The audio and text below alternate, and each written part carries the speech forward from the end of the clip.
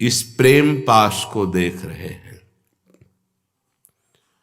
जिसे महाप्रभु हरिवंश चंद्र जी महाराज जय श्री हरिवंश प्रताप रूप गुण वय बल श्याम उजागर राधा वल्लभ श्री हरिवंश राधा वल्लभ श्री हरिवंश वृंदावनेश्वरी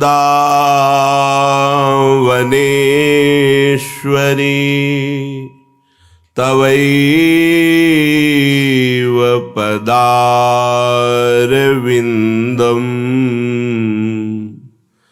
प्रेमामृतैकमकरंद रसौघपूर्णम्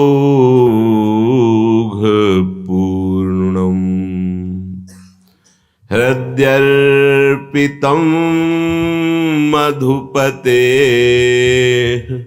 स्मर्तापमुग्रम्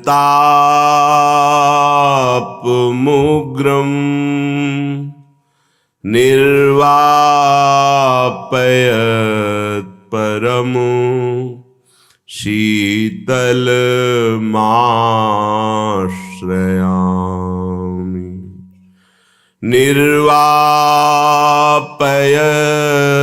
परमो शीतलमाश्रयामि। प्यारी जू की दृष्टि ऐसी प्रेम फांस है कि बिहारी जी को संपूर्णतया अपने प्रेम पाश में बांध लिया और मन रूपी पिंजड़े में कैद कर लिया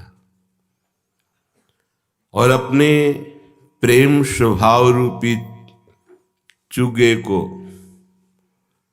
प्रतिपल चुगाती रहती है और बिहारी जी प्रतिपल श्यामा श्यामा श्यामा राधा राधा राधा प्यारी प्यारी प्यारी ऐसा पुकारते रहते हैं।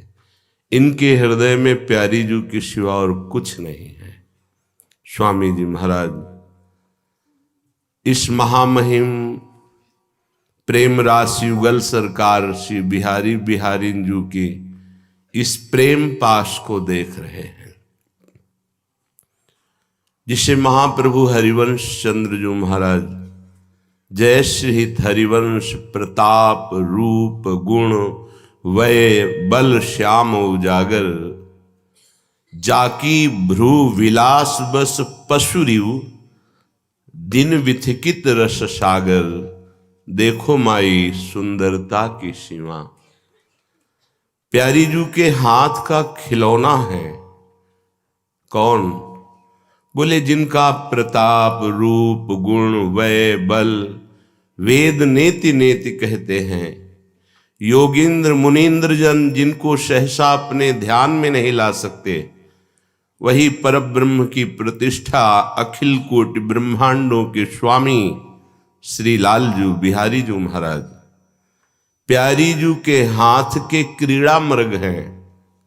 यहां स्वामी जी महाराज वर्णन कर रहे, दृष्टि चेपवर फंदा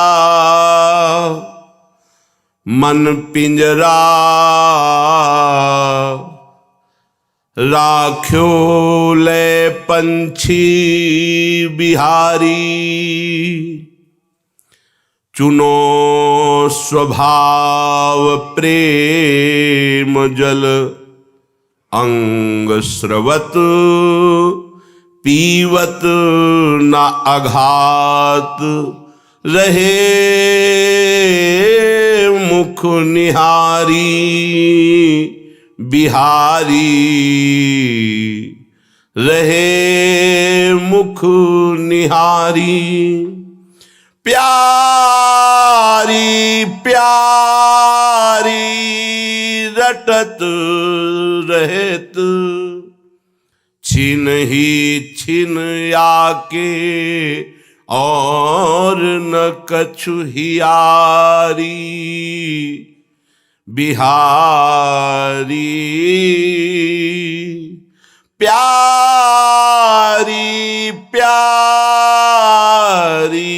रटत रहत, छिन ही छिन याके और न कछु हियारी।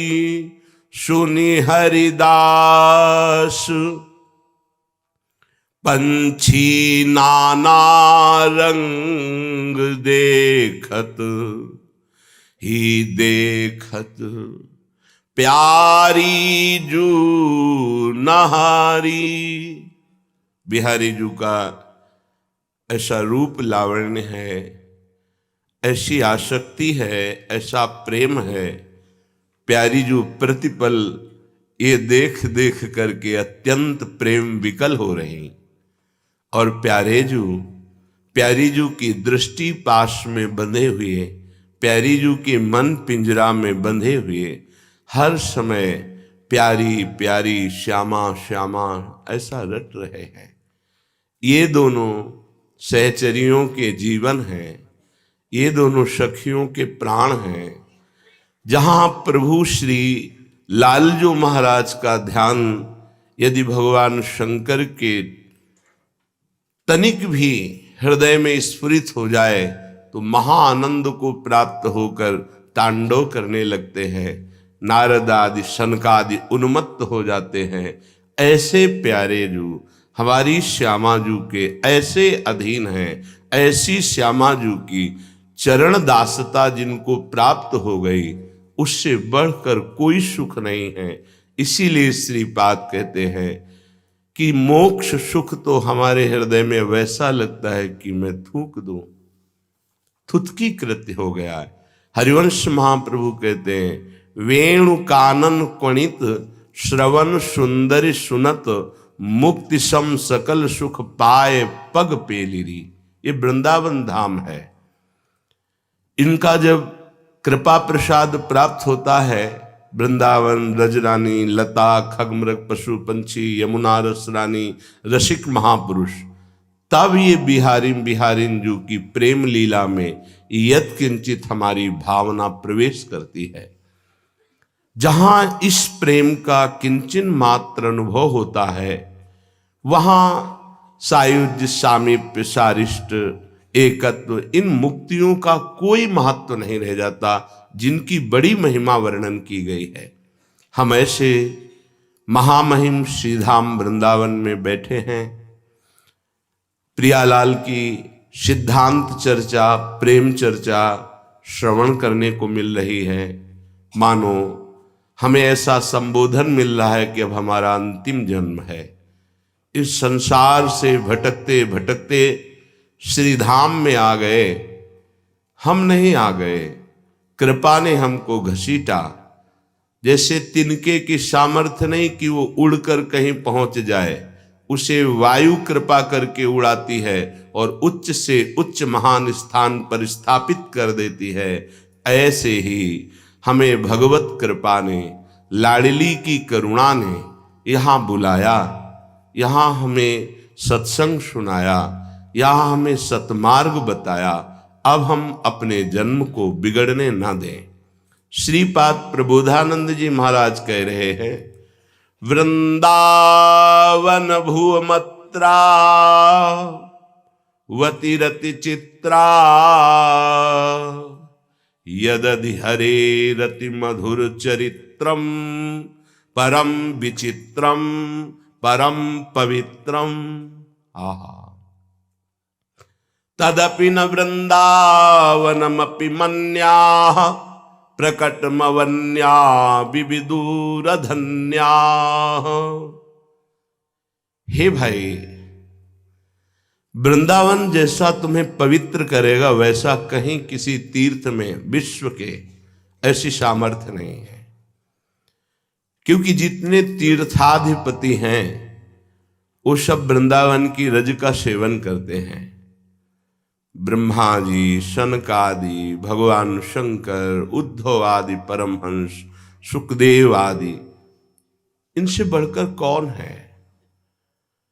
जहां इन महापुरुषों के चरण रख गए वहां तीर्थ हो गया। ऐसे ईश्वर कोटि के महापुरुष भी श्री वृंदावन की रज की याचना करते हैं, सदैव यहां वास की भिक्षा मांगते हैं।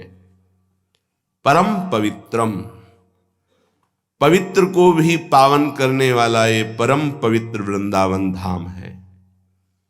यहां पाप नाश हो जाना बहुत साधारण सी बात है। एक बार आपने बिहारी जू के दर्शन कर लिए, राधा वल्लभ लाल जू से आंख मिला ली, यहाँ की रज में एक बार लौट गए, यहाँ के किसी एक पुष्प को जो प्रसादी है सूंघ लिया, यहाँ किसी रसिक महापुरुष की चरण रज लग गई, अब तुम्हारी दुर्गति नहीं होने वाली। दोबारा जीवन में वृंदावन आओ या ना आओ, ये एक महामहिम कार्य तुम्हारे को नरक से बचा लेगा। ये कई बार श्रीपाद प्रबोधानंद जी ने वर्णन किया है। ये वृंदावन परम विचित्रम परम पवित्रम, ये परम पवित्र बड़ा विचित्र है। इसकी विचित्रता रसिकों के संग से ही समझ में आएगी।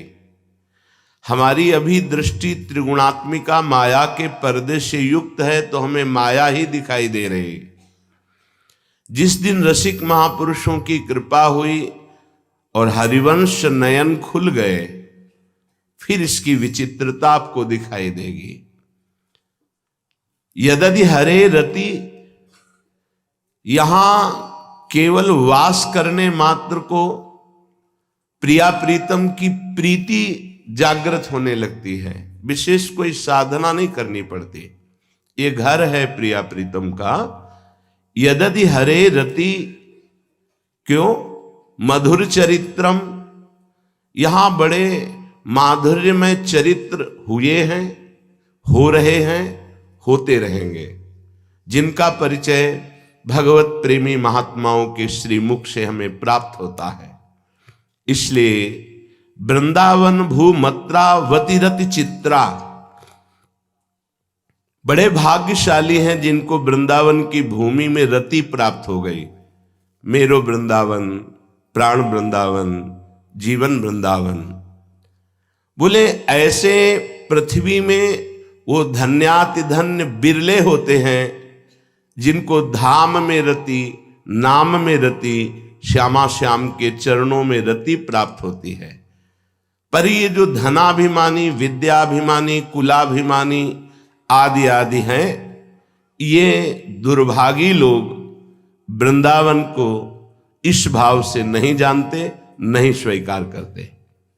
कथमे ही वृंदावन भुवि मंदा नवशत वृंदारक गणवंद्या, इहि पुलिंदा अपि मुनि वृंदार्चितं महिम वृंदा हरि रस वृंदा। अय मंदभागी, तू अपने मंदभाग्य को मिटा दे, बढ़िया अवसर है। यमुना के पावन पुलिन पर विराजमान जो कुंज निकुंजे वृंदावन धाम है, ये तुम्हारे दुर्भाग्य को मिटा देगा। समस्त वेद मस्तकैरगम्य वैभवाम सदा महामुनीन्द्र नारदादि भी सदैव भाविताम। ये यमुना जी का इहि पुलिंदा अपि मुनि वृंदारचित, ये यमुना का पावन पुलिन, बड़े बड़े अव्यक्त महापुरुष इसकी आराधना करते हैं। बड़े बड़े महामुनिंद्रों से वंदित यमुना का पावन पुलिन है, क्योंकि इसी पुलिन पर गलवहिया दिए युगल सरकार विहरण करते हैं, अद्भुत रास विलास करते हैं। इसी पावन पुलिन के समीप सुंदर सुंदर कुंज निकुंजे, जहां हमारी प्यारे जू का नित्य विहार होता है। समस्त वेद मस्तकैरगम्य वैभवाम सदा, वेद के मस्तक पर विराजमान उपनिषदों में जिस वैभव का वर्णन नहीं किया गया, असमर्थ हैं, वो प्रेम वैभव वृंदावन के पावन पुलिन पर होता है। महामुनीन्द्र नारदादि भी सदैव भाविताम, बड़े बड़े महामुनीन्द्र नारदादि महापुरुष सदैव भाव से भावित होकर इही पुलिंदा अपि मुनि वृंदार्चितम, ये बड़े बड़े महामुनीन्द्र जन श्री यमुना के पावन पुलिन की आराधना करते हैं कि मुझे भी कभी रास में प्रवेश हो जाए, रास का साक्षात्कार हो जाए। अय मंदा, अय मंद बुद्धि वाले, कथमी वृंदावन भुवि, जो इस भूमंडल पर विराजमान वृंदावन है, ना बसत वृंदारक गणवंद्या, तुम क्यों नहीं आते हो, क्यों नहीं दर्शन करते, क्यों नहीं सत्संग सुनते, क्यों नहीं वास करते हो? यदि कर लिया तो गणवंद्या, वृंदारक समूह के समूह देवता तुम्हारे ऊपर प्रसन्न हो जाएंगे और तुम्हारी आराधना करेंगे। श्री वृंदावन में अद्भुत सामर्थ्य विराजमान है। जो वृंदावन को स्वीकार कर लेता है, बड़े बड़े देवता उसकी चरण वंदना करते हैं। महामहिम वृंदावन, जब आप अपने प्राणों से समर्पित हो जाएंगे तो मही वृंदा हरिरस वृंदाहा, हरिरस का समूह जो नित्य विहार लीला है वो आपके हृदय में प्रकाशित हो जाएगी और आप सर्वलोक वंदनीय प्रशंसनीय हो जाएंगे। जीवन का परम लाभ सच्ची कहते हैं, जो साधना से समझ में नहीं आया वो वृंदावन की कृपा से सहज में समझ में आ गया। ये वृंदावन कोई जड़ देश नहीं है। जैसे भगवान चिदानंद है ऐसे धाम चिदानंद है। मानो जो धाम वास कर रहे हैं वो प्रभु की चिदानंदमयी गोद में वास कर रहे हैं। विश्वास कीजिए, कभी किसी भी परिस्थिति से टूटकर वृंदावन मत छोड़ देना। स्थितियां बदलती रहती हैं, बाह्य निष्ठा कभी नहीं बदलती, उसे ही निष्ठा कहते हैं। अगर हम वृंदावन का वास पकड़े रहे तो हमें श्री प्रियाजू और श्री लालजू महाराज कभी नहीं छोड़ेंगे। मान लीजिए श्री जी महाराज कभी हमें नहीं छोड़ेंगे, बहुत करुणामयी हैं। उनकी करुणा को प्रतिपल जो बिके हुए लोग हैं देखते रहते हैं। जो अभी बिके नहीं हैं उनकी बात अलग है, लेकिन जो बिके हुए हैं उनकी प्रतिपल करुणा का पान करते रहते हैं। कितना दुलार श्री जी करती हैं। वो तो आचार्य कृपा से हृदय पुष्ट होता है, नहीं तो हृदय की ताकत नहीं उनके प्यार और दुलार को सह सके। अद्भुत प्रेम समुद्र, अद्भुत करुणा, अद्भुत दुलार लाडली अपने जनों का करती है। कल्याण मोक्ष है तो सब बहुत पीछे की बात। अपार प्रेम राशि हमारी स्वामिनी जी अपने शरणागत को प्रदान कर देती हैं। वो कैसा है ये नहीं देखती। इसलिए बड़ा गूढ़ विषय संकेत में कह रहे हैं, पाए रतन चीन्ह्यो नहीं, दीन्ह्यो करते डारी, ये माया श्री कृष्ण की मोह्यो सब संसार। अय उपासक, यदि तुम्हें वृंदावन महिमा सुनने को मिली और तुम वृंदावन को पकड़ नहीं पाए, वृंदावन का आश्रय वास स्वीकार नहीं कर पाए, तो मानो तुम्हें महारतन मिला, लेकिन तुम भ्रमित होकर रतन को फेंक दिया और कांच बटोरने में लग गए। संसार का पद प्रतिष्ठा वैभव ये सब कांच है। मणिगण पुंज ब्रजपति छाणत, हित हरिवंश कर गई कंचु। ये कांच किस काम में आएगा? शरीर छूटने के बाद ये कांच काम में नहीं आएगा। लेकिन ये महामणि ब्रजराज, ये महामणि ब्रजधाम का मुकुटमणि वृंदावन, ये अपने पास रख लेगा, जो बहुत ही दुर्लभ बात है। कैसी भी परिस्थिति हो टूटना नहीं, धाम नहीं छोड़ना। शरीर की पीड़ा, व्यवहार की परिस्थिति उल्टा, आपकी कोई व्यवस्था नहीं हो रही, धैर्य रखना। ऐसी व्यवस्था होगी कि ब्रह्मा की भी व्यवस्था नहीं हुई आज तक। वो ऐसी आपकी हो जाएगी। हमारी बात पर संशय मत करना। ये अनुभूत विषय कह रहा हूं, अनुभूत स्वयं अपनी छाती की बात। आपकी निष्ठा की परीक्षा होगी, पक्का होगी। यदि आप सर्वतो भावेन वृंदावन को अपना मान चुके हैं तो ब्रह्मा की भी वो व्यवस्था नहीं हुई जो तुम्हारी व्यवस्था हो जाएगी, क्योंकि ये व्यवस्था लाडलीजू की तरफ से होती है और ये उदार समुद्र लाडलीजू है। बहुत समय हो जाता है, लेकिन जो बात लाडलीजू समझाती है वो समझ में नहीं आती। बहुत अच्छी स्थिति की बात कर रहा हूं। कल किसी ने प्रश्न किया था, महात्मा ने, किसी बड़े महात्मा ने, हम भी उनका आदर करते हैं, चरणों को स्पर्श करते हैं और वो हैं बड़े, हृदय से स्वीकार करता हूं। उन्होंने कहा कि इतना नाम जब करते हो तो प्रणाम करने वाले को इतना माला जाएगा, भोजन कराने वाले का इतना माला जाएगा। शायद सत्संग में सुना होगा, ये बात कही होगी, अपने भी कही होगी, क्योंकि सिद्धांत है। आप एसी में बैठे हो तो उसका पैसा कटेगा, फ्री थोड़ी बैठे हो। किसका? भजन रूपी। लेकिन ये किसका कटता है? जो स्वयं धनी होता है उसी का तो कटता है। लेकिन हम किसी को लिवा के लाए हैं और बैठा ले हैं तो हिसाब हम देंगे ना, वो थोड़ी हिसाब देगा। अगर उससे हिसाब मांगा भी जाएगा तो रोक दिया जाएगा, नहीं नहीं ये मेरे साथ हैं, आप मेरे से बोलिए। जैसे आप होटल में जाते हैं, भोजन पाते हैं, तो उसमें जो आपको लिवा के जाता है, अगर उस भोजन पाने के समय उसके सामने हिसाब रखा जाए तो उधर नहीं, मेरे पास लाओ ना, मैं इनको लिवा के लाया हूं, इनका हिसाब मैं दूंगा। अच्छा, यदि होटल के मालिक की तरफ से आए हो तो क्या हिसाब का पर्चा आएगा क्या? अगर होटल के मालिक के रिश्तेदार हो तो वो केवल वेटर को ही नहीं भेजेगा, स्वयं बार बार आएगा, और जी और जी, नहीं ठीक है, नहीं नहीं अपना घर है। आप ऐसे समझ रहे हो? ये बात समझ रहे हो?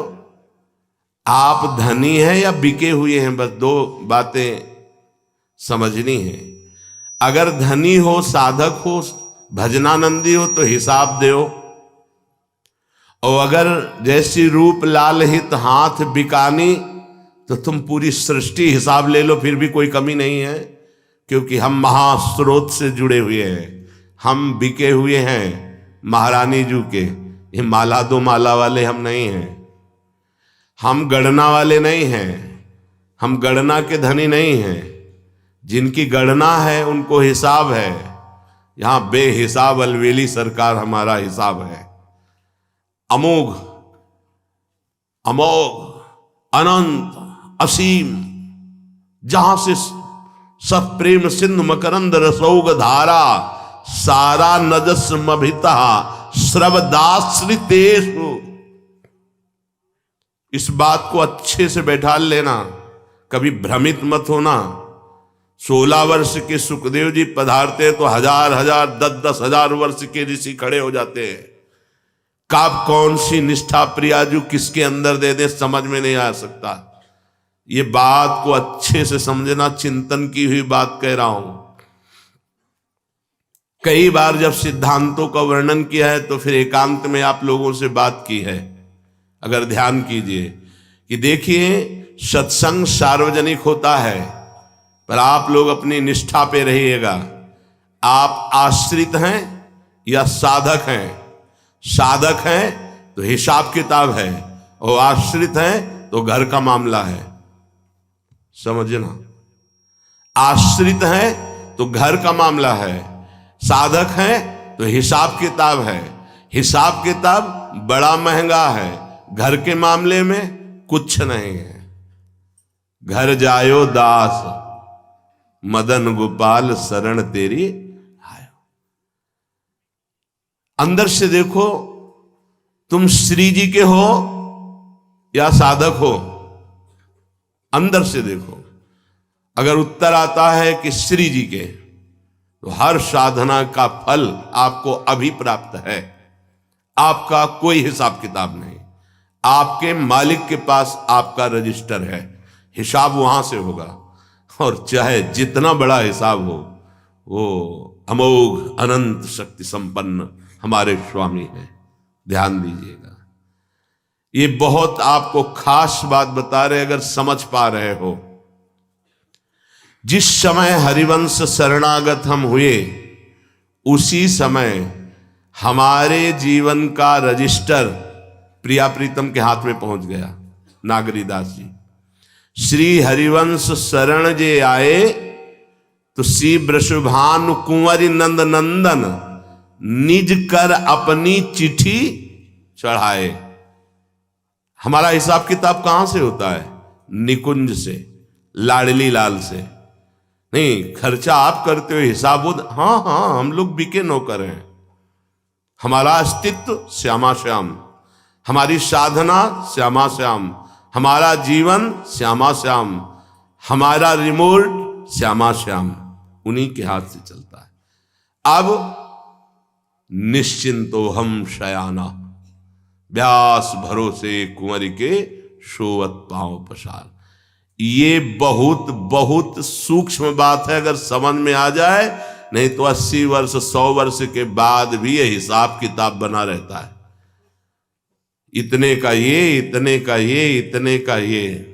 नहीं, हमारे पास है, हमें कुछ खर्चा नहीं करना। कैसे? जैसे हमें कोई प्रणाम करता है तो ऐसे होता है, पीछे कौन है?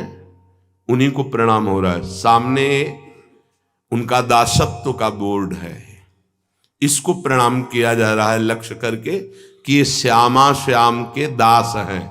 तो तुम अंदर से ऐसे हो, मालिक ये दंडवत आपको, प्रसाद पहली दृष्टि श्यामा श्याम आपके द्वारा भेजा। हम बिके हुए दास है, हमारी हर वृत्ति श्यामा श्याम से है, हमारा पर्सनल कुछ नहीं है। तन वांग मनोभिरमलई सोहम तवई आश्रिता, इसे कहते हैं समर्पण। अगर ये ना हो तो कर लेना नहीं, हिसाब नहीं दे पाओगे। वो सिद्धांत गलत नहीं है। तुम्हारे पास बच्चे श्यामा श्याम, चाहिए क्या तुम्हें? श्यामा श्याम कर क्या रहे हो? उन्हीं का लीला गुणगान नाम। तो बिके हो कि नहीं? अब यहां समस्या, अगर बिके नहीं हो तो प्रकृति का हिसाब दो, और बिक गए हो तो मालिक का ही सारा वैभव। हिसाब है नहीं भैया, हिसाब ही नहीं है। बिके हुए का हिसाब नहीं होता है। अगर कहीं वेटर वहां पहुंच के हिसाब के तो मालिक की डांट लग जाए, तुम्हें पता नहीं यह हमारे आदमी है, तुम हिसाब लेने पहुंच गए, तुम बाहरी समझते हो क्या? उसको डांट लग जाएगी। ये बड़े बड़े लोकपाल डरते हैं महाभागवतों से जो भगवत समर्पित होते हैं। ध्यान रखना, ब्रह्मा भी नमस्कार करते हैं। बड़े बड़े मुनि वृंदार्चित, बड़े बड़े मुनिजन उसकी वंदना करते हैं जो प्रियालाल के चरणारविंद का प्रेमी होता है, रसिक होता है। ए अपने पद को समझो, श्री राधा जुग चरण निवास। इसीलिए कहते बहुत सावधानी से सत्संग सुनो, कहीं ऐसे शब्द कान में न पड़ जाएं जो आपको विचलित कर दे। नहीं, इष्ट मिले और मन मिले, मिले भजन रस रीत। ये बात बिना रसिक कृपा के समझ में नहीं आएगी। बिकना नहीं आता, बिकना नहीं आता, इसीलिए पूरे जीवन परेशान रहते हैं। अगर बिकना आ जाए तो बिगड़ी जन्म अनेक की, अब ही सुधर आज। गोस्वामी जी कह रहे हैं, होई राम को। पहली बात, बिक जाओ राम जी के हाथ। बोले अब जीवन यापन करना है तो नाम जप, तुलसी तज कुसुमाद, परम पद जेब में है। ये समझ में नहीं आता। कर्तत्वाभिमान के कारण उसको लगता है, कहते हैं भगवत प्राप्ति जेब में है। अरे बड़ी कठिन है। हाँ तो आपके लिए कठिन है, श्यामा श्याम के लिए तो कठिन नहीं है ना। तो आप बिक जाओ ना श्यामा श्याम के हाथ में। और यही तो है भक्ति का आखिरी स्वरूप। श्रवणम कीर्तनम स्मरणम विष्णुर्पाद सेवनम अर्चनम वंदनम दास्यम सख्य आत्मनिवेदनम। ये आत्मनिवेदन होते ही फिर आपको कुछ नहीं करना है। श्रवण कथन सुमिरन सेवन चित लावही, अर्चन बंदन अरुदासन तन सख्य और आत्मा समर्पण। यह नव लक्षण भक्ति बढ़ाई, तब तिन प्रेम लक्षणा पाई।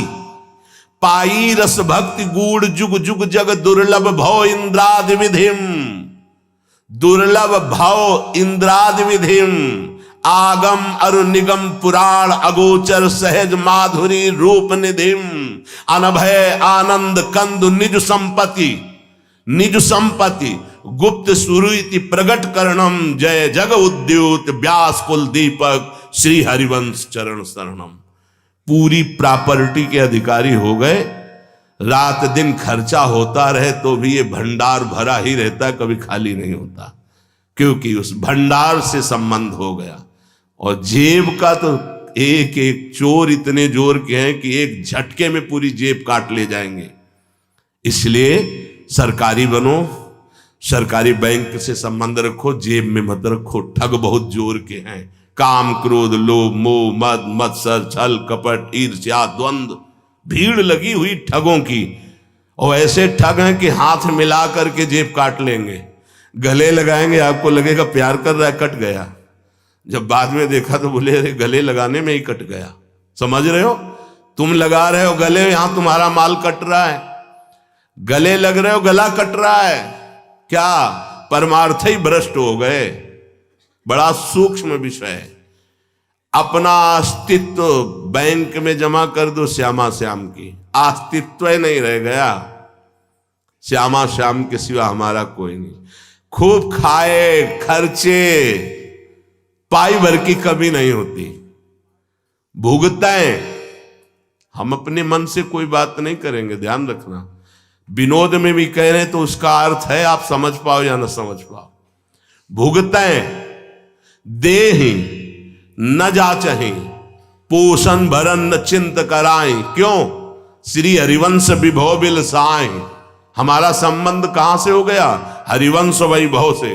और हरिवंश वैभव कौन है? श्यामा श्याम अखिल कोटि ब्रह्मांडों के अधिपति। बात समझ लो। पहले इस भूमि पर बैठकर निश्चय करो तुम बिके हुए हो या तुम पेमेंट से आए हुए नौकर हो। दो प्रकार के सेवक होते हैं, घर जाया नौकर और एक बाहर से लाया। बाहर से लाया गया, शाम तक मेहनत कराई गई, फल दे दिया गया, चलो। लेकिन मालिक के गले लगने का अधिकार नहीं है। और जो ये है कि पेमेंट है नहीं, तो जो मालिक पाएगा वही पवाएगा, जहां सोएगा वहीं सुलाएगा। अगर कोई कह दे ये नौकर है, आप ऐसा बर्ताव इसके साथ समान करते हो, तो कहेगा आज से नौकर मत कहना, ये हमारे बेटे से कम नहीं है, क्योंकि ये कभी पेमेंट नहीं लेता और बिका हुआ रात दिन केवल मेरी सेवा में रहता है। ये है बिका हुआ प्रभु का दास। हमारे स्वामी इतने उदार है कि वो दास कितना है वो जाने, लेकिन वो उसके दास पूरे बन जाते हैं। अहम भक्त पराधीनो अस्वतंत्र। ये रहस्य की बात है, अगर पकड़ पा रहे हो तो पकड़ पा रहे हो। साधना, संयम, नियम, विविध प्रकार के सिद्धांत एक तरफ, और बिगड़ी जन मने की अब ही सुधरे आज हो ही राम को, ये एक सिद्धांत, बिल्कुल अलग सिद्धांत। क्या?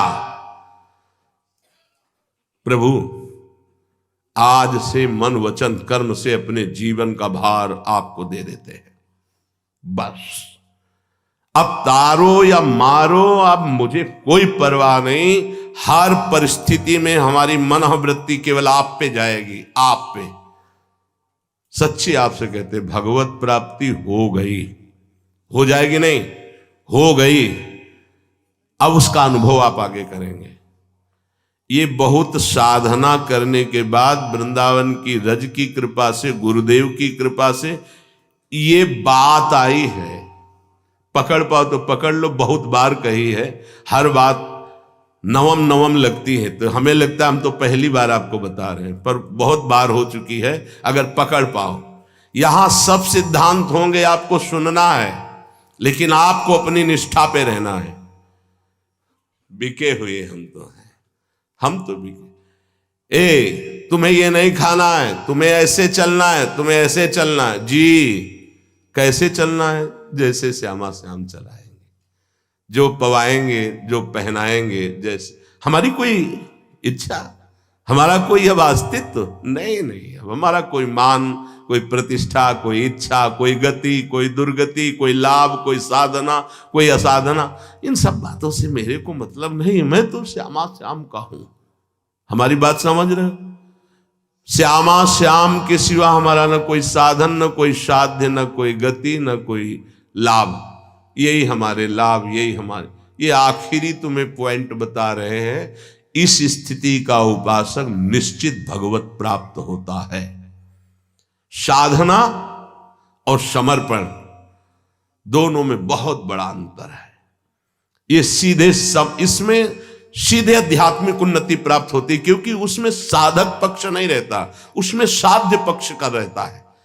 वो कब क्या दे रहा है, कौन सी स्थिति दे रहा है, योगक्षेमम भाम्यहम, सीधे समझ पा रहे हो। श्री जी की जिस पर कृपा होगी ये बात समझ पा।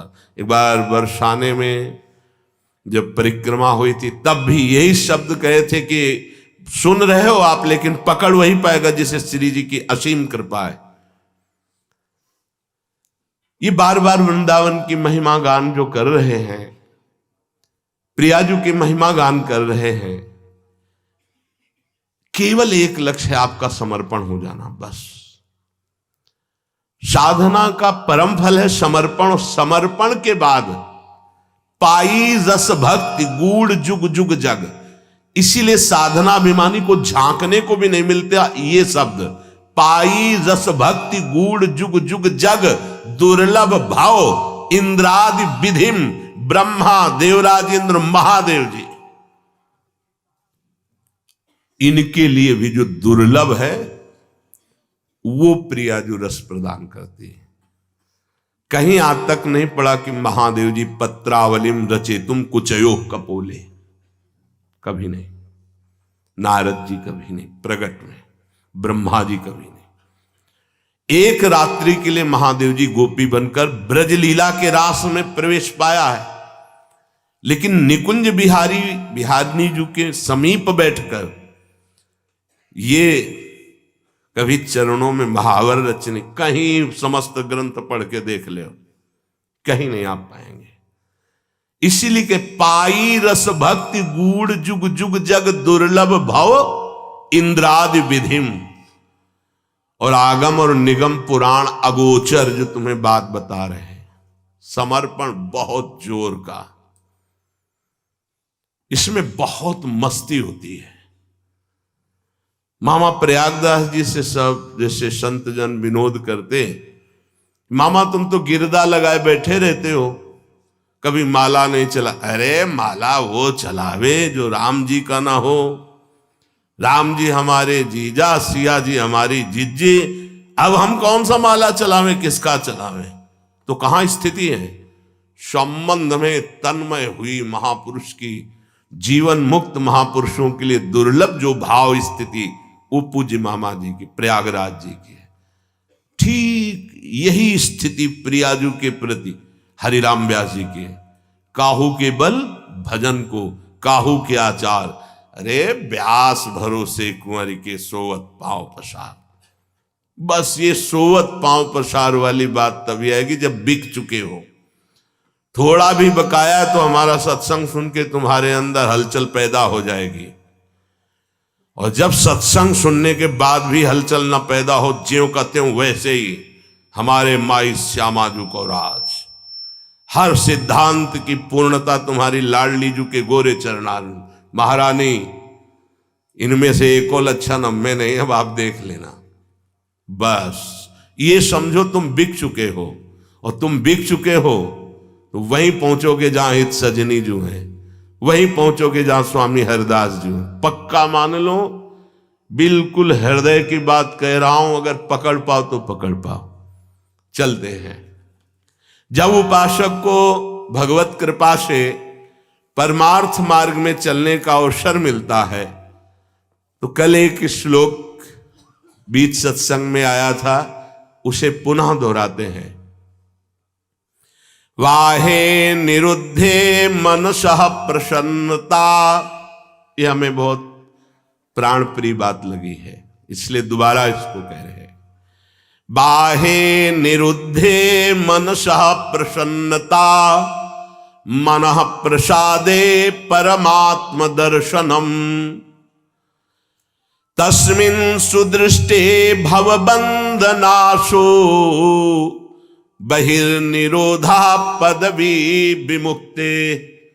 सैकड़ों बार कल से ये श्लोक बार बार चल रहा है। वाहे निरुद्धे मनसः प्रसन्नता। ये उपासक पकड़ क्यों नहीं पा रहा, पकड़ क्यों नहीं पा रहा? कितनी अमृतमयी बात है। एक प्रार्थना हम करना चाहते, सरल भाव से आप समझ लो इसका अर्थ, वो हमारी तरफ से प्रार्थना है। 1 महीने की केवल हमें समय दो, 1 महीने का। आप 1 महीने कोई इच्छा नहीं करेंगे, जैसी सामने परिस्थिति आए उसको भोग लो, इच्छा मत करना। 1 महीने का केवल समय दो। हम कोई साधन नहीं बता रहे, इच्छा ही नहीं करनी। जहां इच्छा निकले उसे निरुद्धे, रोक दो, बाहर जवान में ना आने पावे। खान पान देखना, सुनना, रहना, भोगना, व्यवस्था 1 महीने में मर थोड़ी जाओगे। 1 महीने का हम कोई संकल्प नहीं दे रहे, कोई कसम नहीं खवा रहे, प्रार्थना कर रहे हैं कि आज से 1 महीने हम कोई भी इच्छा व्यक्त नहीं करेंगे, न सद न असद, कोई भी इच्छा नहीं व्यक्त करेंगे। हृदय में आएगी तो वाहे निरुद्धे, उसे वहीं रोक देंगे। बाहर की इच्छा बाहर, अंदर की इच्छा अंदर, व्यक्त नहीं करेंगे। बताओ, ये अपने घर का सत्संग होता है, ये केवल प्रवचन नहीं है, ये जीवन सुधार है और भगवत प्राप्ति के लिए है। 1 महीने की बात मांग रहे हैं। गृहस्थी में अगर ना कर पावे तो राधे राधे रटे, राधा राधा। लेकिन विरक्त जनों से प्रार्थना 1 महीने, केवल 30 दिन। जबान से आपकी इच्छा व्यक्त नहीं होनी चाहिए, 1 महीने बस। आप देखो कैसा आपको लगता है। जलन होगी पहले, वो बार बार व्यक्त नहीं करना, 1 महीने व्यक्त नहीं करना। परिपक्व अवस्था के प्राप्त महापुरुषों के हृदय में इच्छा ही नहीं प्रकट होती। जाहि न चाहिए कबहू कछु, तुम सन सहज सने, बसहु निरंतरता सुर, सोराउर निज गे। 1 महीने, ये तो आजीवन की बात होती है महापुरुषों की। महाराज ये रख लो, कभी आपके काम में आएगा, कभी आपको जरूरत पड़ेगी, कभी आपको चाहिए ना। भैया नहीं, हम जरूरत मिटाने के लिए, चाह मिटाने के लिए, काम मिटाने के लिए आए हैं, बढ़ाने के लिए नहीं। आप रखो, जब जरूरत होगी मेरा मालिक उस समय दे देगा। कभी आप तो उस समय जो अभी दे रहा है वो उस समय नहीं है क्या? हमारे लिए नई सृष्टि रच देगा। जो सृष्टि में नहीं होगा वो भी वो रच देगा, विश्वास करो। 1 महीने अभ्यास करके देखो, देखेंगे आप लोग, देख लो। इच्छा को होगी, इच्छा, हम ये नहीं कह रहे कि इच्छा नहीं होनी चाहिए, इच्छा होगी पर आप व्यक्त नहीं करोगे। 1 महीने खेल खेल के देखो, गेम है। जीवन मुक्त महापुरुष की स्थिति होती है। देखो एक आपको कथा सुनाते हैं। श्रीमन माधवेंद्रपुरी जी महाराज बहुत बड़े महाभागवत हुए हैं, चैतन्य महाप्रभु के चरित्र में आते हैं। ईश्वरपुरी जी के गुरु श्रीमन माधवेंद्रपुरी, ईश्वरपुरी जी महाप्रभु चैतन्य देव के प्रथम गुरुदेव थे। फिर सन्यास के गुरुदेव भारती जी महाराज हुए। तो श्रीमन माधवेंद्रपुरी जी महाराज जब क्षीर चोरा गोपीनाथ जी जो कहे जाते हैं, गोपीनाथ जी के दर्शन करने गए तो वहां शयन के समय कुल्हड़ में बड़ा ही पवित्र और स्वाद युक्त खीर का भोग लगता था। जब ये महिमा सुनी खीर की और भोग लगता देखा तो उनके अंदर इच्छा हुई कि अगर एक कुल्हड़ प्रसादी मिल जाए तो स्वाद लेके हम देख लेंगे कि प्रभु को ऐसा खीर का यहां भोग लगता है तो अपने ठाकुर जी को ऐसा ही खीर का भोग लगाएंगे। जो ही इच्छा जागृत हुई, जलन पैदा हुआ। अरे इच्छा कैसे जागृत हो गई? तो अंदर से विवेक कार्य कर रहा है, बचाने का जलन। ये तो प्रभु के भोग के लिए इच्छा, फिर भी इच्छा कैसे हुई कि मुझे एक कुल्हड़ मिल जाए? तुरंत प्रणाम किया और वहां से चल दिए। अब रात्रि का समय आ रहा था, तो उसी गांव के किनारे एक वृक्ष के नीचे बार बार ये प्रश्न मन से, तूने इच्छा क्यों कर ली? बार बार उत्तर आता कि प्रभु के भोग के लिए इच्छा की है कि अगर मिल जाता तो स्वाद ले लेते और वैसे ही खीर प्रभु को लगाते अपने। नहीं, फिर भी इच्छा क्यों? बार बार धिक्कार मन को कर रहे थे। इधर महाभागवत की इच्छा भी भगवान बने थे और उसका पोषण भी भगवान करते हैं। जो निरीह जन है, जिनके अंदर इच्छा ही नहीं है, उनके हृदय में कोई इच्छा प्रकट होती तो लीला प्रकट करने के लिए होती। जो कई कुल्हड़ थे उनमें से एक कुल्हड़ छुपा लिया ठाकुर जी ने अपने वस्त्र के नीचे, घाघरे के नीचे, जो नीचे का वस्त्र उसमें छुपा लिया और सामने रखे हुए हर भोग के कुल्हड़ उठा करके ले गए।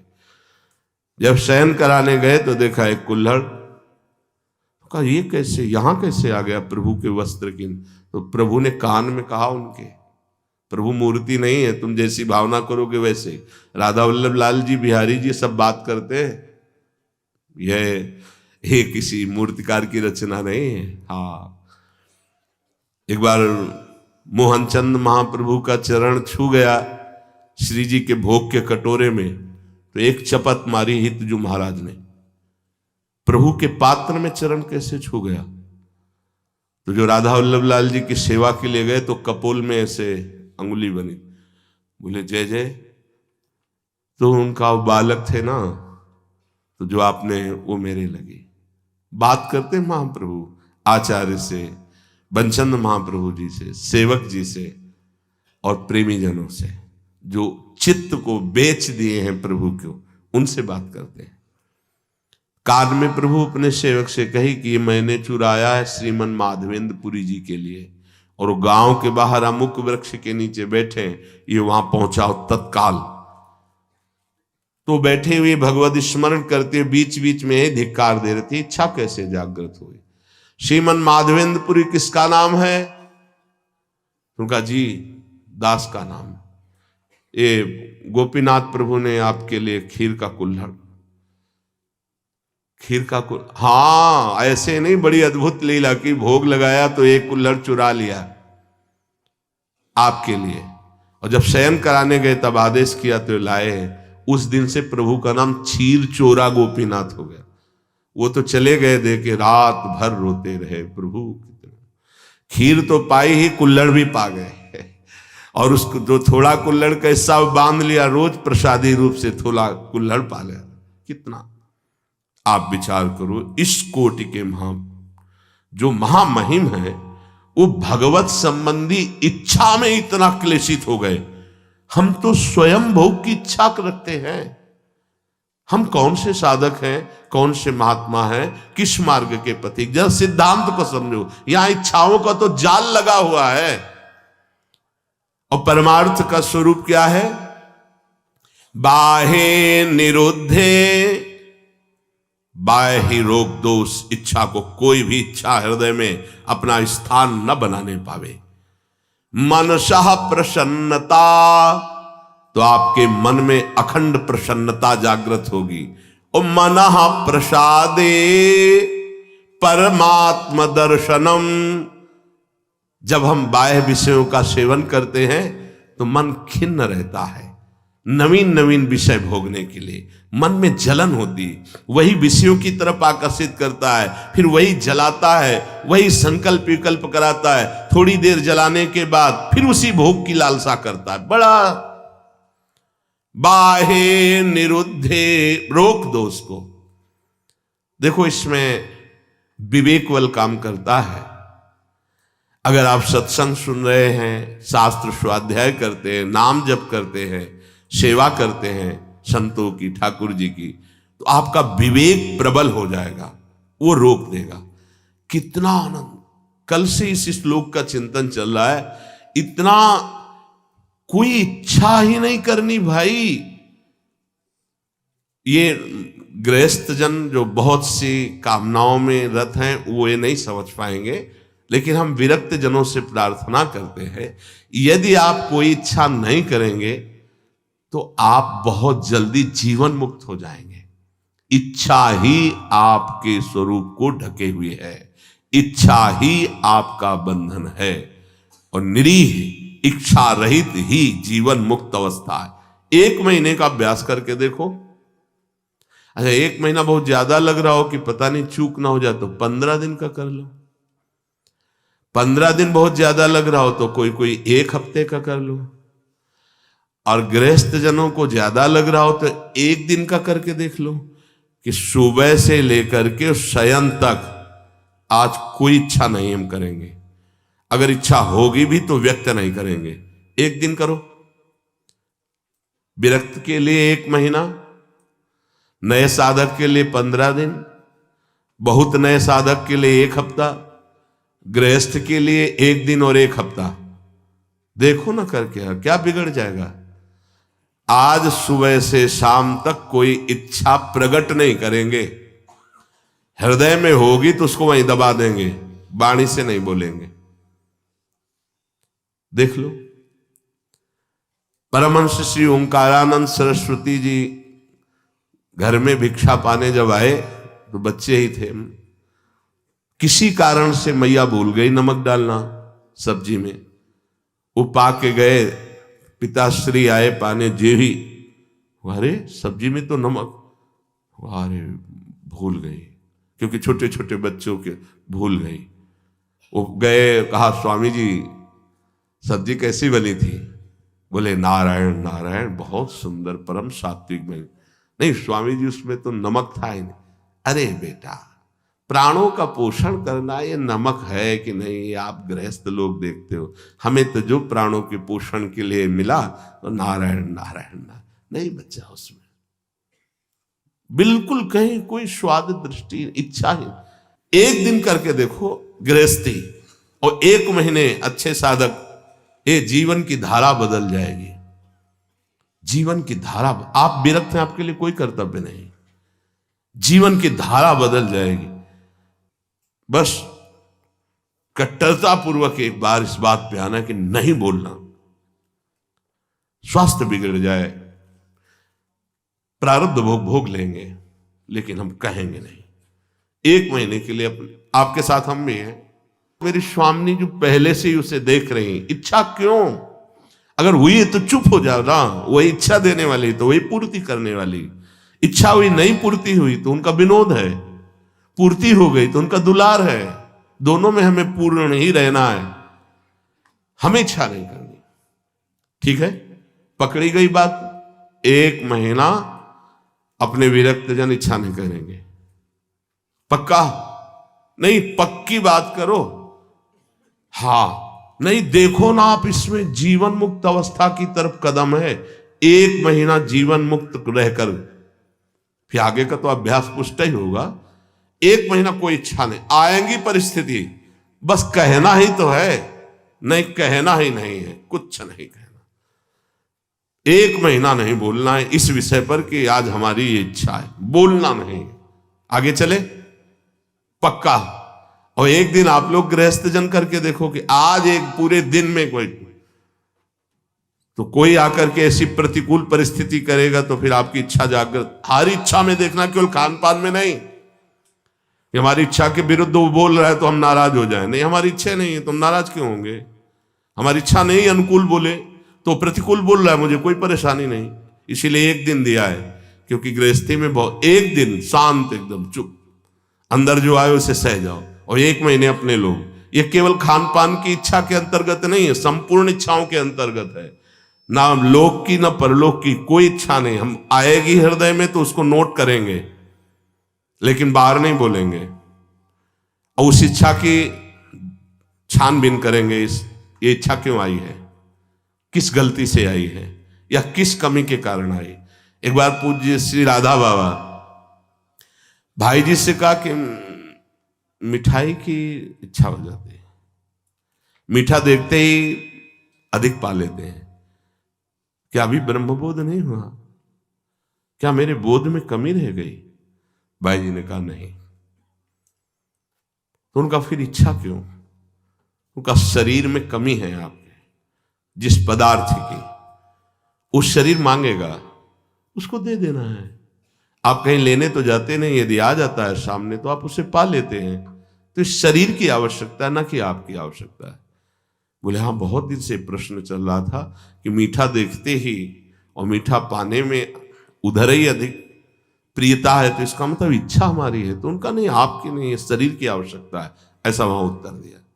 पर अपने को 1 महीना शरीर की आवश्यकता भी होगी तो नहीं मांगेंगे, जो जैसी व्यवस्था उसमें शांत, इच्छा नहीं करेंगे। बाहे निरुद्धे मनसः प्रसन्नता, बड़ी मन में प्रसन्नता होगी। ये जो प्रसन्नता है भगवत प्राप्ति कराने वाली होगी। हमारी प्रसन्नता को क्षीण करती रहती इच्छा, इच्छा ही बंधन है और निरीक्षा ही मोक्ष पदवी है। कोई इच्छा नहीं, चाह मिटी चिंता मिटी मनुआ बेपरवाह, जिनको कछु न चाहिए वो साहन के साह। 1 महीना का अनुष्ठान है, लोग कहते हैं ना कि ये फलाहार का अनुष्ठान, इसका अनुष्ठान, 1 महीना का अनुष्ठान इच्छा नहीं करेंगे। जो हमारी दिनचर्या वो चल रही है, कोई इच्छा नहीं। हमें परिक्रमा लगाने जाना, इच्छा हुई हम इसे भी रोक, न सत ना सत। अगर प्रभु की इच्छा है तो गुरुदेव से बुलवा देंगे, जाओ परिक्रमा लगा के आओ। आज से 1 महीने तक कोई भी इच्छा, सत या असत, किसी भी इच्छा को हम बाहर व्यक्त नहीं करेंगे। जो दिनचर्या बना दी गई वो इच्छा नहीं है, वो कर्तव्य पालन है, उस पे चलेंगे। स्वयं से कोई इच्छा होगी उसे दबा देंगे 1 महीने के लिए, फिर देखते हैं कैसा लगेगा। 1 महीना, आज तारीख कौन है, कौन 17 तारीख को बात करेंगे फिर सत्संग में कि क्या स्थिति है आपकी।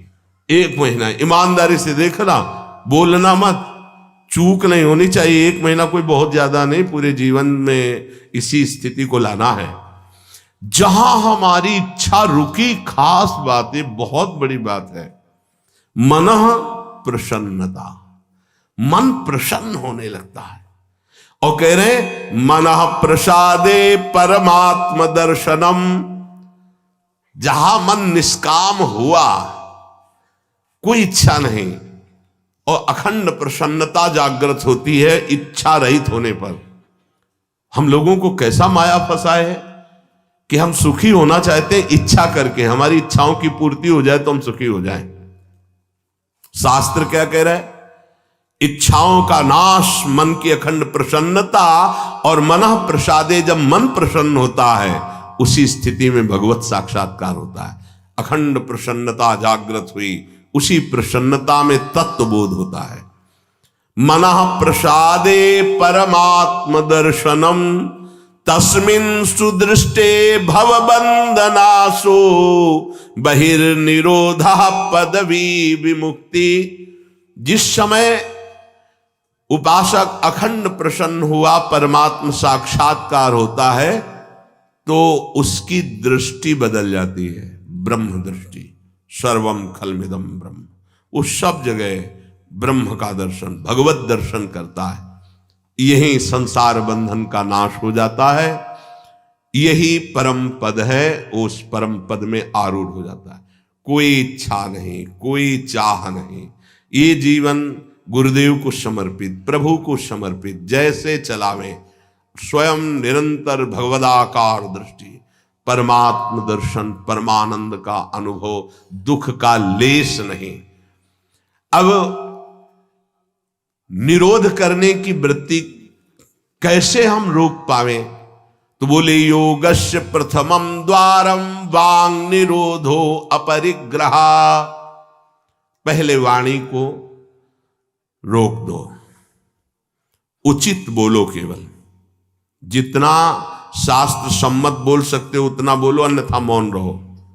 नाम कीर्तन, वाणी गायन, पहला योगस्य प्रथमम द्वारम, कल चर्चा हुई थी। दूसरा अपरिग्रह, कोई भी चीज अपने पास ऐसी न रखी जाए जो हमारी इच्छाओं का वर्धन कर दे। अगर वस्तु समीप रहेगी तो वो अपना प्रभाव दिखाएगी, इच्छा प्रकट कर देगी विरक्त के लिए। जो सीधे परमात्मा साक्षात्कार के लिए चला है, अपनी कुटिया में बस जितना मन को चंचल ना कर पावे उतना है। महापुरुषों ने सदैव ऐसा ही किया है। गुरुदेव भगवान की आज्ञा से तेहरा से सुबह 7 और 8 के बीच में जाके चून मांग लाते। उसी चून की जो बाजार गए, सब्जी मंडी से घूमे आए, जो उनकी झोली में डाल दिया, वो सब्जी बना ली, नहीं तो 2 रोटी बन गई। महाराज जी उसी गुरुदेव भगवान को देखा है। महापुरुषों ने भगवत प्राप्ति के लिए इच्छाओं का दमन किया, इच्छाओं का नाश किया। देखो अब क्या होता है, अपने लोग बड़े बहाने से अपनी वासना का पोषण करने लगते हैं। अमुक चीज बोले आज श्री जी की यही इच्छा है, हाँ ठीक मान लेंगे आपकी बात, भोग लगाइए और बांट दीजिए, पशु पक्षी सबको बांट दीजिए। आप उठाइए झोली, जाइए मधुकरी मांग के सूखी रोटी लाइए, तो पता चलेगा आप श्री जी की इच्छा का अनुमोदन करते हैं। श्री जी की इच्छा के बहाने से हम अपनी वासना का कभी कभी पोषण करते रहते हैं। देखो गोविंद देव जी महाराज ने बाबा बलराम दास जी झाड़ू मंडल के जो थे, उनसे यही कहा था कि हम तो, हमारा संपूर्ण जगत हम तो सब पाएंगे, लेकिन आप तो अब श्री जी के प्रसाद के बहाने इतना हलवा पूड़ी कचौड़ी पकौड़ी सब, वो तो उनका भोग लगेगा, महाराजा धीराज है हमारे, और रोज पाएंगे तो पेट बढ़ेगा, गैस बढ़ेगी, चर्बी बढ़ेगी, भावनाएं वैराग्य से रहित हो जाएंगी। बात मान लेना, भोग लगे सबको बांट दो, थोड़ा थोड़ा, भर पेट।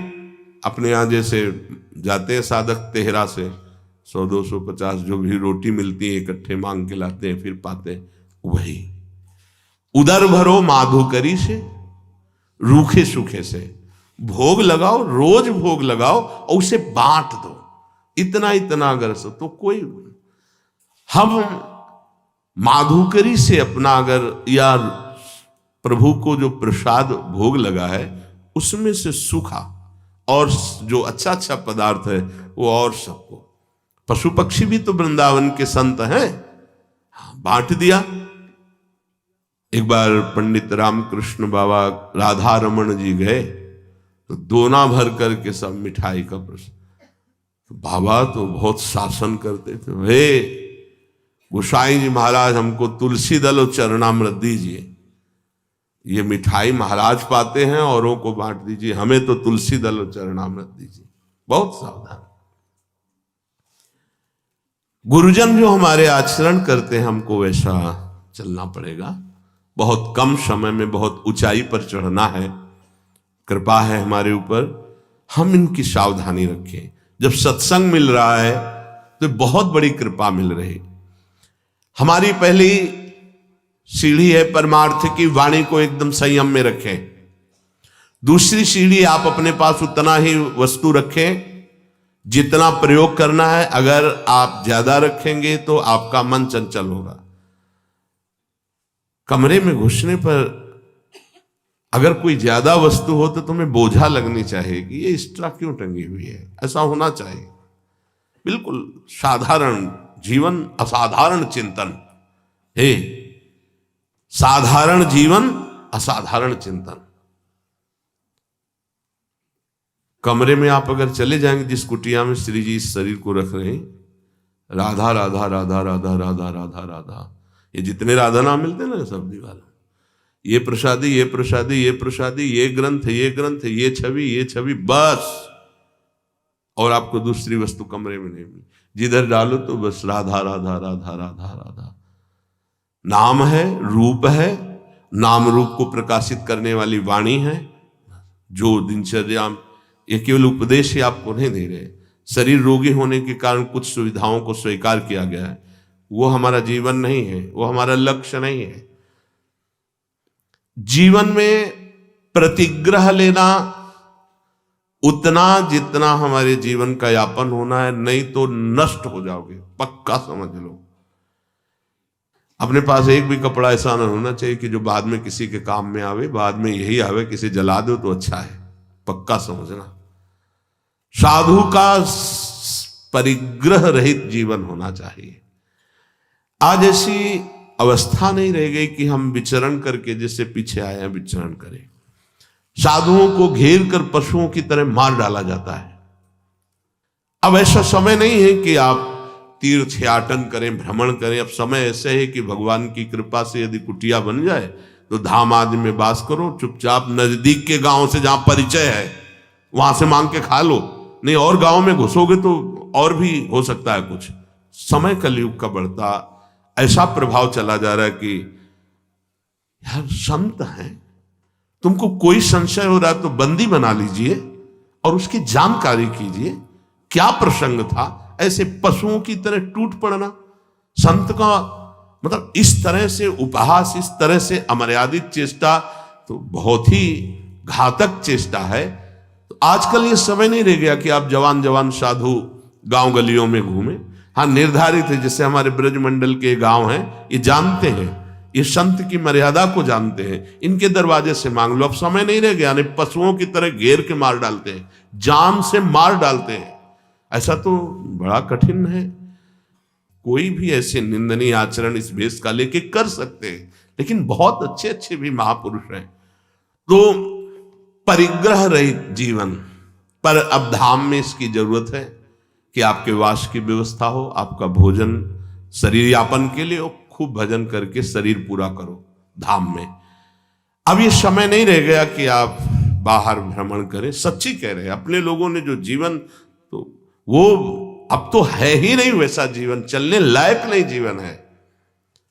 परिग्रह उतना ही रखो जितनी आवश्यकता। रोज का रोज ठाकुर जी व्यवस्था अपने जनों की करते हैं।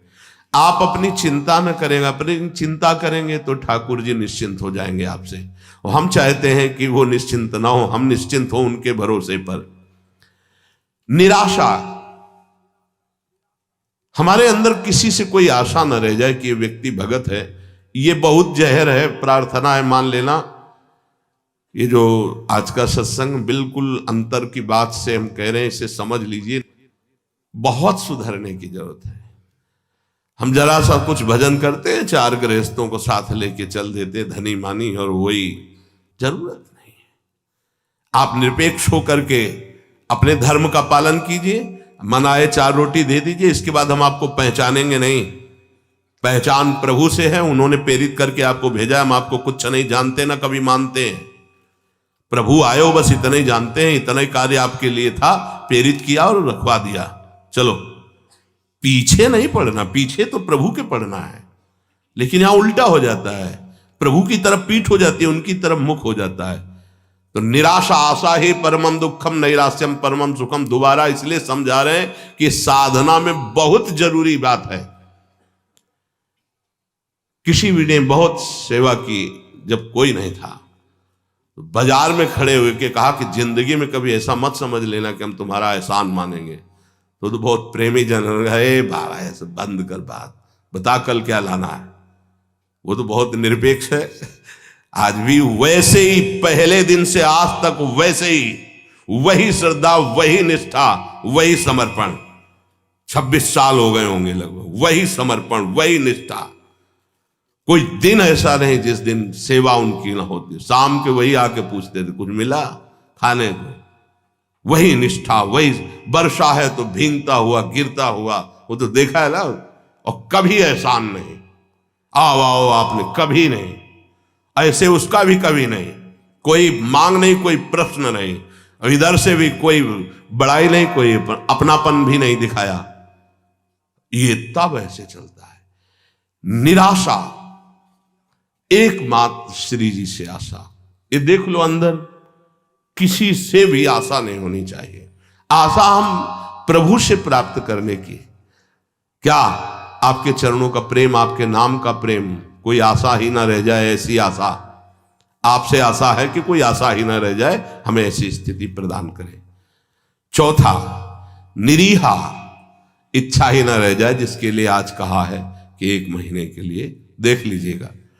और नित्य में एकांतशीलता, एकांत में जब हो तो बड़े संयम से रहें। एकांत आपका गंदा नहीं होना चाहिए, बड़े शीलवान, बड़े धैर्यवान, बड़े तितिक्षु, बड़े इंद्रिय संयमी। नहीं, बड़े बड़ों का एकांत खराब हो जाता है। समाज तो सबका ठीक रहता है, एकांत खराब हो जाता है। समाज में त्रुटि हो जाएगी तो निंदा होगी, ठीक हो जाओगे। एकांत में त्रुटि होगी तो तुम्हारा अध्यात्म नष्ट हो जाएगा अंदर का। एकांत स्थित इंद्रियो परमणे हेतुर्दमश्चेतसः। ऐ उपासक, एकांत सेवन में सावधान रहना, तुम्हारी इंद्रिया और मन तुम पे हावी होंगे, इसलिए इंद्रिय और मन का दमन कर देना, इंद्रिय और मन के गुलाम मत बन जाना। ये एकांत का है, ये जरूर सुधारो। एकांत में देख लीजिएगा, अय उपासक, एकांत में इंद्रिय और मन तुम पर शासन करेगा, तुम्हें गुलाम बनाने की चेष्टा करेगा। उस समय तुम अपनी इंद्रिय और मन का दमन करो, बिल्कुल उनकी बात नहीं मानना जो धर्म विरुद्ध हो।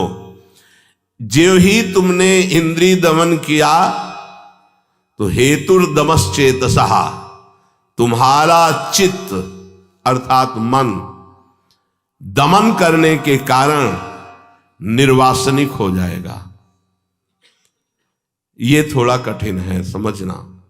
जब हम मन और इंद्रियों की मांगी हुई वस्तु नहीं देते तो हमें जलाता है, एक अशांति पैदा हो जाती है। तब होता है यार दे दो, शांत हो जाएगा। ये बहुत घातक बात है।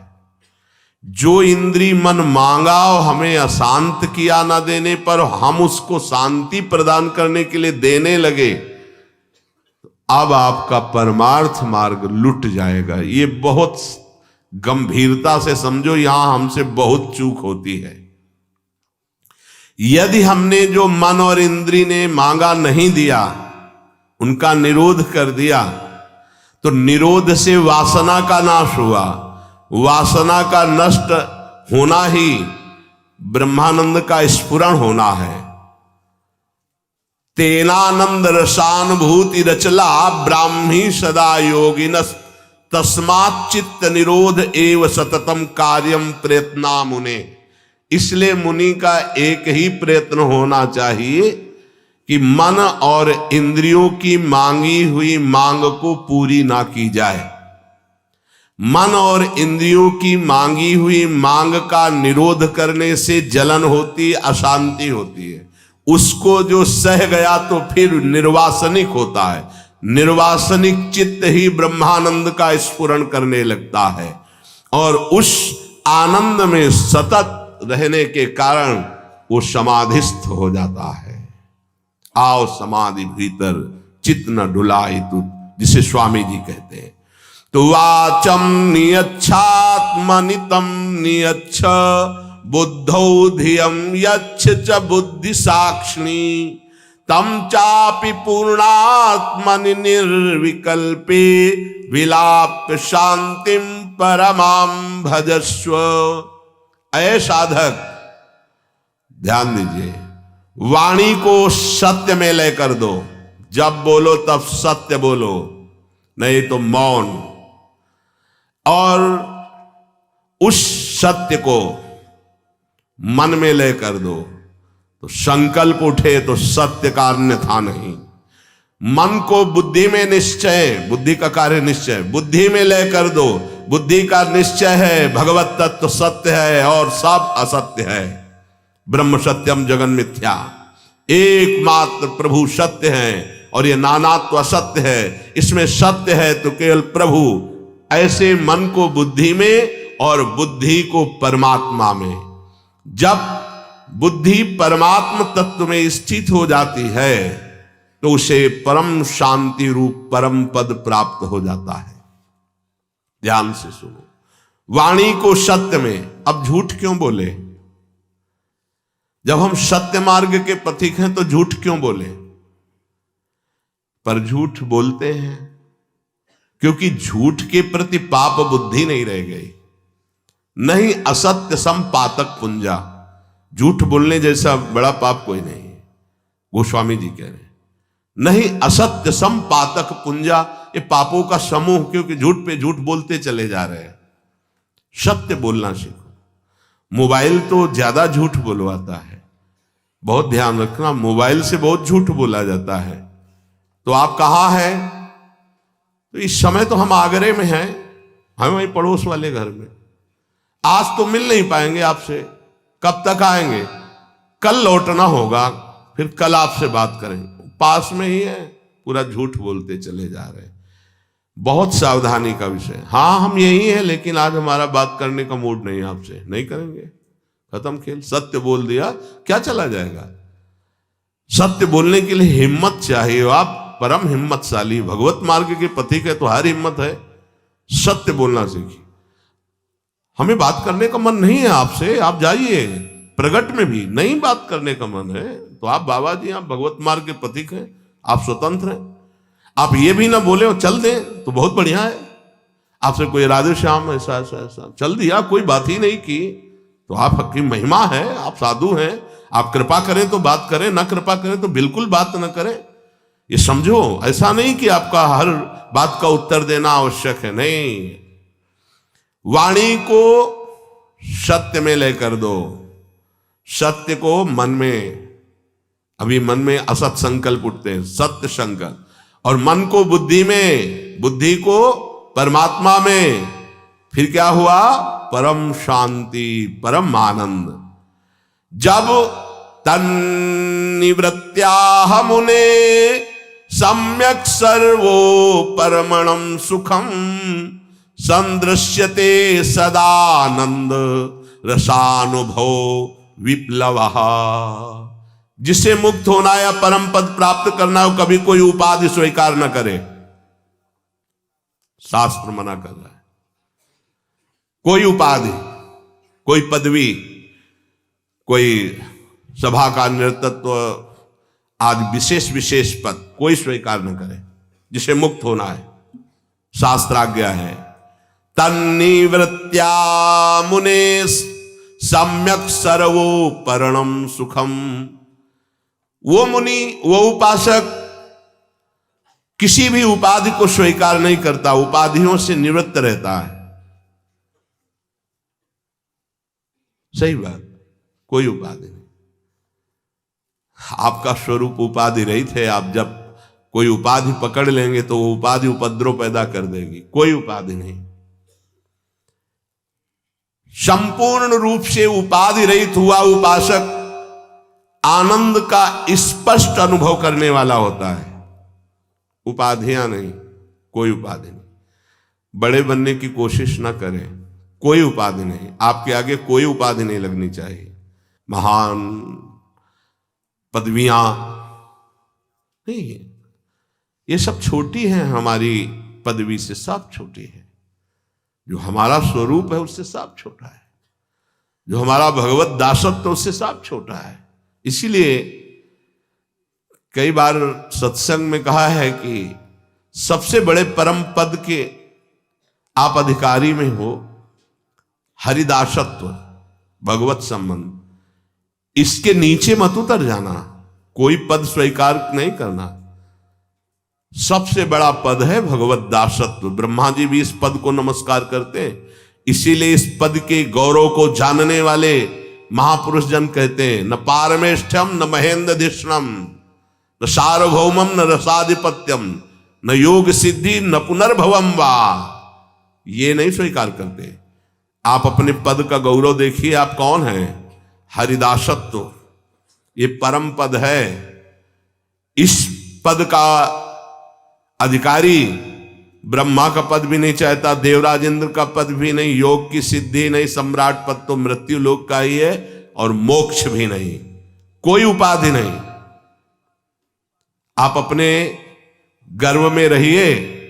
अस अभिमान जाय जन भोरे, मैं सेवक रघुपति पति मोरे। पर आप तो बहुत ही गिर जाते हैं।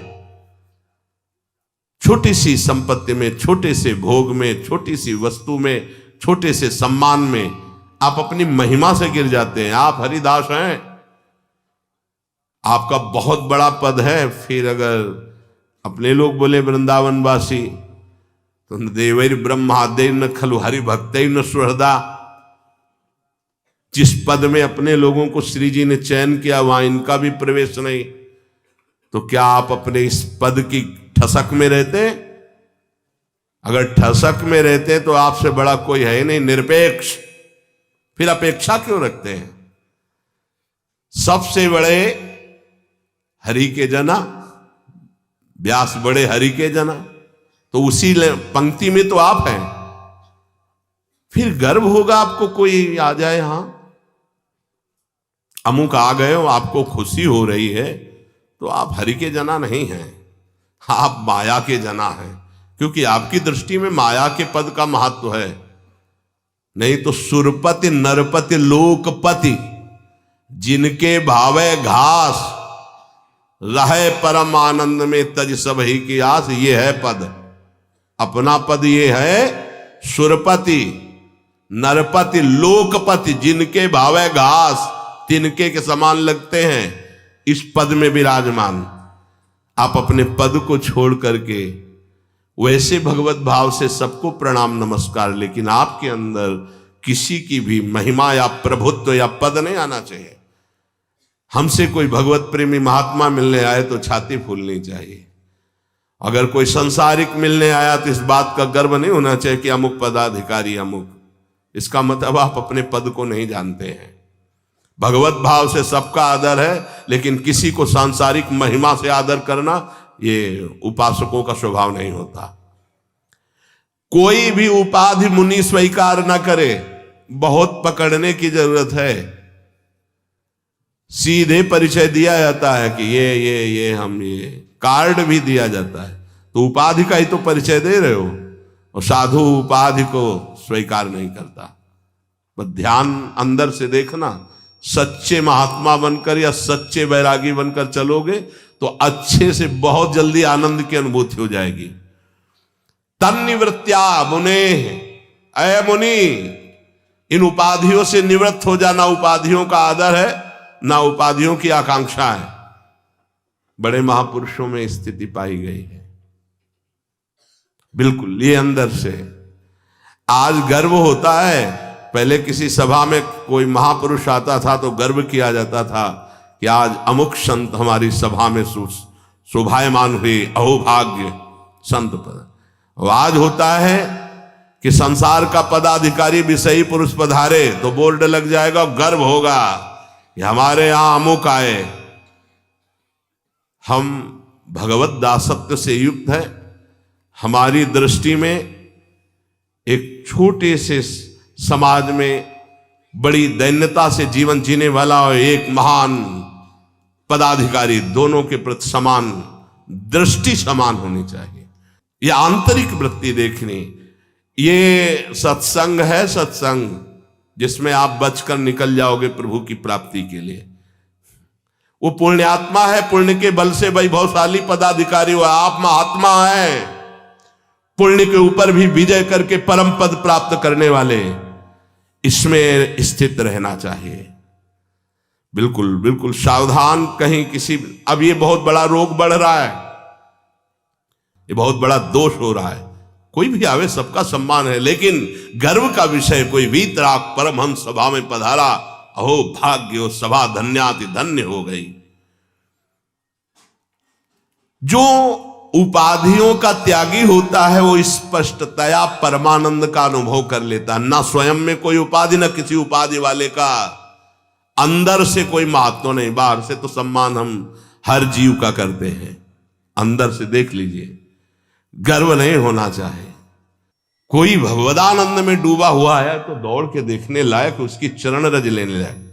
विषयी पुरुष, संसारासक्त, संसार के अभिमानी, ये अपने दर्शन लायक है। हाँ, इनके हृदय में बैठे प्रभु का दर्शन करते हैं, नमस्कार करते, खेलो कूदो उसी माया में। इनका महत्व थोड़ी रखना है कि बोर्ड में आ गए, उसमें छप गए, उसमें चलते हैं चित्रों में, तो हमारे बंधनी हो गए। हमारे बंधनी तो सबके हृदय में विराजमान प्रभु, और उनकी जो आराधना करते हैं, ये रहु गणित तत्तपसा नयाति न चेज्जया न निरूपणात् ग्रहाद्वा न छंदसा नैव जलाग्न सूर्यो बिना महत्पाद रजो से कम।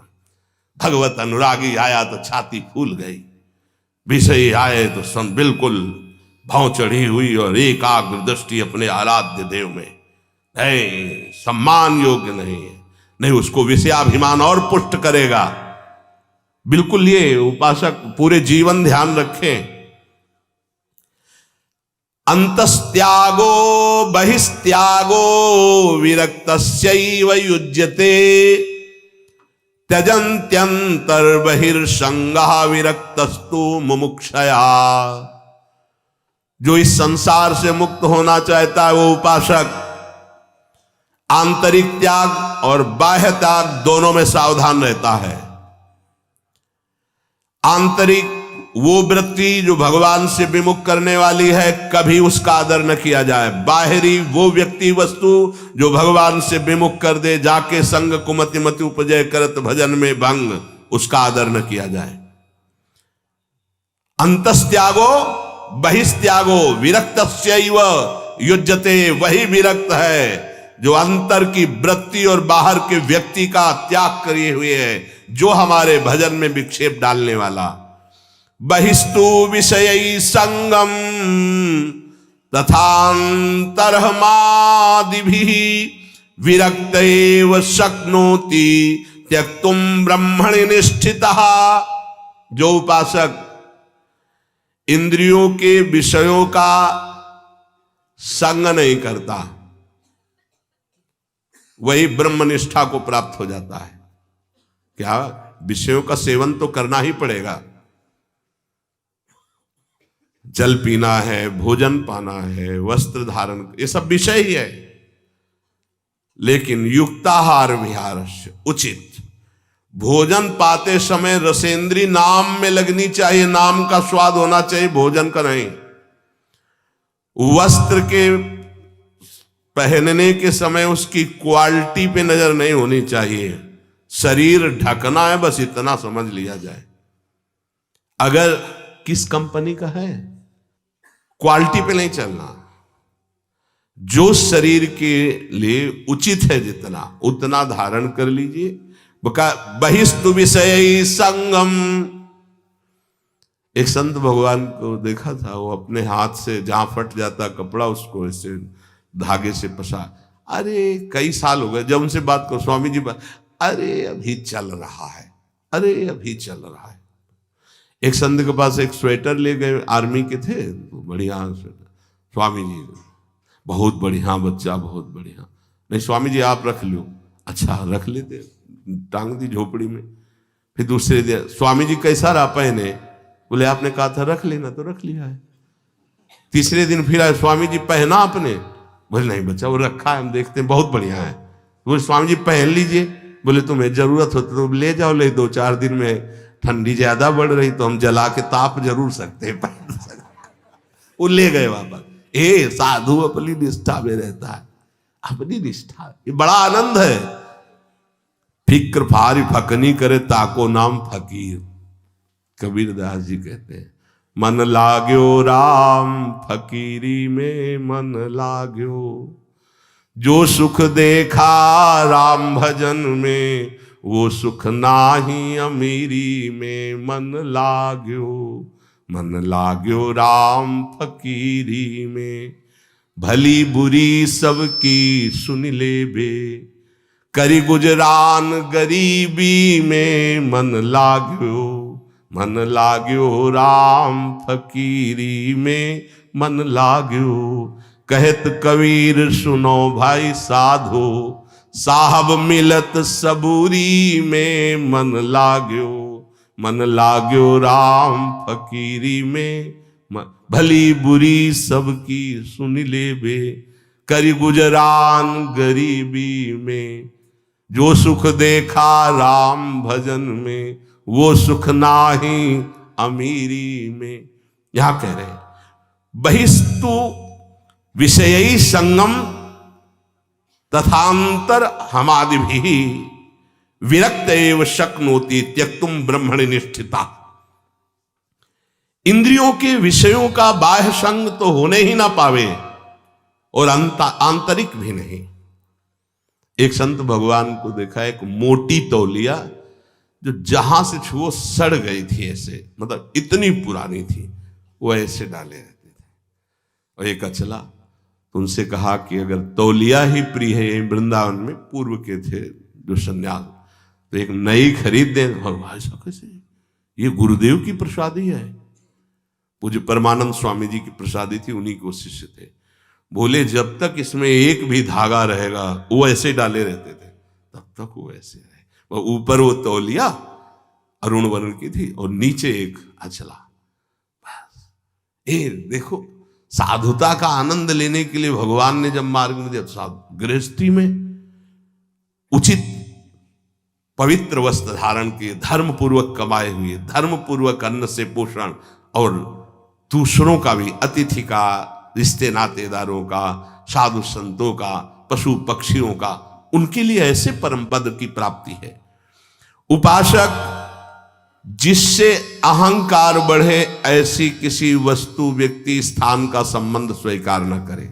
जैसे अंदर से विचारों में अहंकार आ जाता है जब किसी बड़े का फोन नंबर तुम्हारे फोन में होगा, ये अमुक जी का है, कोई बात पड़ी ना, तो ऐसा नहीं भाई, हम इतने छोटे का नंबर न रखें, इतने बड़े का नंबर रखें कि उनसे बड़ा कोई ना हो, वो है प्रभु।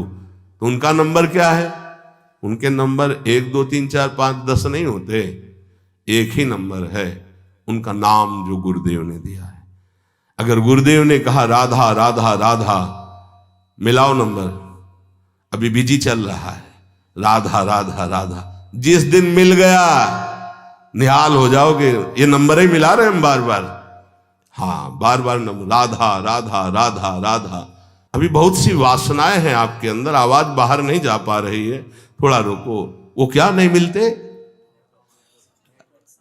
हाँ, वो बोलते नहीं कि थोड़ा आगे पीछे बढ़ते हैं, बोले यहां मिल नहीं रहे, अभी तुम्हारे नेटवर्क, हाँ अभी नेटवर्क नागर से नहीं मिल रहे हैं। जिस दिन नेटवर्क मिल गए ना, और एक बार हुई राधा, एक बार जिन नाम लिए हित सो होए अति दीन, ताको संग न छाण ही ध्रुव अपनो कर लीन। रात दिन उन्हीं से खेल होता रहता है उपासकों का, रात दिन वही खेलते रहते, विविध विचारों में, विविध भावों में और नाना रंगों में, नाना रंगों में। अति लावण्य रूप अभिनय गुण नाहिन कोटि काम समतुल हो। अति लावण्य रूप अभिनय गुण नाहिन कोटि काम समतुल हो।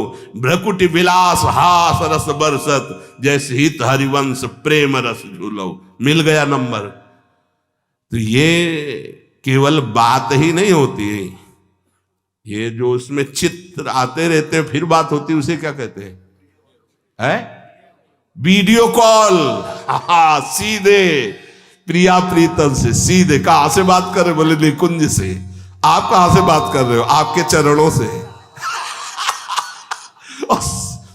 सीधे। तभी तो देख रहे, निर्तन भ्रकुटि बदन अम्बुज मृदु सरसहास मधु बोलन, अति आसक्त लाल अली लंपट बस की ने बिन मूलन। वैराग्य बोधो पुरुषस्य पक्षिवत।